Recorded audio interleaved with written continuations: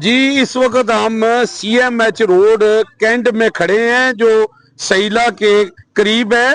वहां पे अलसफा होटल पे हम आए हैं जनाब। यहाँ का बारबेक्यू जनाब बहुत मशहूर है और हमारे साथ जनाब ये बुजुर्ग है।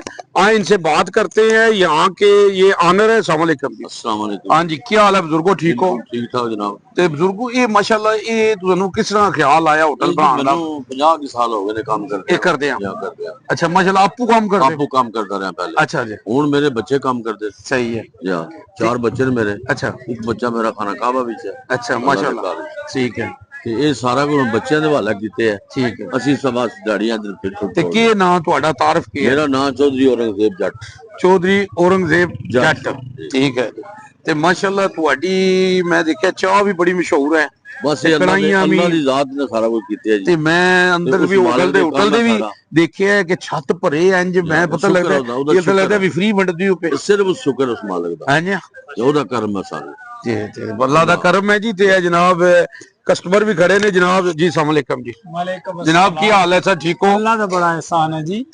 तो जनाब ये तुसी लैन आए हो माल इधर बारबेक्यू इन्हां दा बहुत मशहूर है, बहुत मशहूर है माशाअल्लाह जी, बहुत अच्छा। ते असी मैं मेरे दोस्त चौधरी बशीर साहब जी। तो जी बशीर साहब कैसा है इन्हां दा बारबेक्यू? बहुत अच्छा जी। ते के कहोगे तुसी?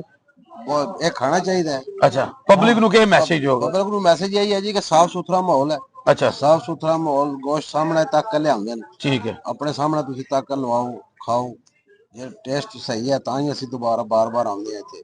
सही है जी माशाअल्लाह जी। ਇਹ ਦੇਖੋ ਜੀ ਆਵਾਮ ਦਾ ਰਸ਼ ਹੈ। ਰਾਤ ਦਾ ਟਾਈਮ ਹੈ। ਤੁਸੀਂ ਦੇਖੋ ਉੱਪਰ ਵੀ ਆਵਾਮ ਹੋਟਲ ਭਰੇ ਹੈ ਜਨਾਬ।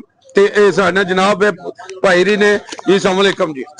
जनाब की हाल है सर? ठीक हो? ये ऊपर मुझे बिल्कुल सेम है। ਤੁਹਾਡਾ ਛੋਟਾ ਭਾਈ ਹੈ ਜਿਹੜਾ ਉੱਪਰ ਹੈ? ਬਿਲਕੁਲ ਸੇਮ ਹੈ। ਉੱਪਰ ਇੰਟਰਵਿਊ ਕੀਤਾ ਹੈ। ਤੇ ਤੁਹਾਡਾ ਕੀ ਨਾਮ ਹੈ? ਕਾਮਰਾਨ ਖਾਨ। ਤੇ ਉਹਨਾਂ ਦਾ ਕੀ ਨਾਮ ਹੈ? ਜਾਜ਼ੇਬ ਖਾਨ। ਤੇ ਮਾਸ਼ਾਅੱਲਾ ਜੀ ਬਿਲਕੁਲ ਸੇਮ ਹੈ ਕਿ ਉੱਪਰ ਮੈਂ ਦੇਖਿਆ ਤੁਸੀਂ ਥੱਲੇ ਹੋ। ਜਾਂ ਬਿਲਕੁਲ ਸੇਮ ਹੈ ਜੀ। ਤੇ ਅੱਛਾ ਕੀ ਇੱਥੇ ਕੀ ਬਣਾਉਂਦੇ ਹੋ ਸਰ ਤੁਸੀਂ? ਸਰ ਇਹ ਮੈਨੂ ਸਾਰਾ ਪਿਆ ਜੀ। ਕਾਫੀ ਸਾਰੇ ਕੋਲ ਬਾਰ ਕਿਸਮ ਦੀ ਕੜਾਈ ਮਿਲਦੀ ਹੈ। ਹਰ ਕਿਸਮ ਦਾ ਬਾਰਬੀਕਿਊ ਤੇ ਰੇਟ ਤੁਹਾਡੇ ਕੈਸੇ ਨੇ? ਰੇਟ ਬਿਲਕੁਲ ਮੁਨਾਸਬ ਹਨ ਜੀ। ਅੱਛਾ ਔਰ ਇਸ ਦੇ ਵਿੱਚ ਕੋਈ ਕੰਪਰੋਮਾਈਜ਼ ਨਹੀਂ। ਅਸੀਂ ਖਾਣੇ ਵਿੱਚ ਕੋਈ ਕੰਪਰੋਮਾਈਜ਼ ਨਾ ਕਰਨੇ। ਕੱਚੇ ਤੋਂ ਅੱਛਾ ਖਾਣਾ ਬਣਾਉਣ ਦੀ ਕੋਸ਼ਿਸ਼ ਕਰਦੇ ਹਾਂ ਕਿ ਆਵਾਮ ਨੂੰ ਕੋਈ ਮੈਸੇਜ ਕੰਪਲੇਨ ਨਾ ਹੋਵੇ। ਆਵਾਮ ਵਾਸਤੇ ਜਨਾਬ ਭਈ ਇੱਕ ਵਾਰ ਜ਼ਰੂਰ ਆਓ, ਸਾਡਾ ਇੱਕ ਵਾਰ ਟੈਸਟ ਕਰੋ, ਇਨਸ਼ਾਅੱਲਾ ਬਾਰ-ਬਾਰ ਆਓਗੇ। ਤੇ ਇਹ ਕਸਟਮਰ ਨੇ ਸਾਡੇ ਨਾਲ ਇਹ ਤੁਸੀਂ ਦੱਸੋ ਜੀ ਇਹਨਾਂ ਦੇ ਰੇਟ ਕੈਸੇ ਨੇ?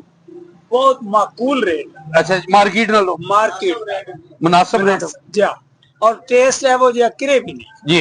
ताई तो बार-बार आने हैं जी जी शुक्रिया जी। मैं इथे कहवांगा जनाब के ये जनाब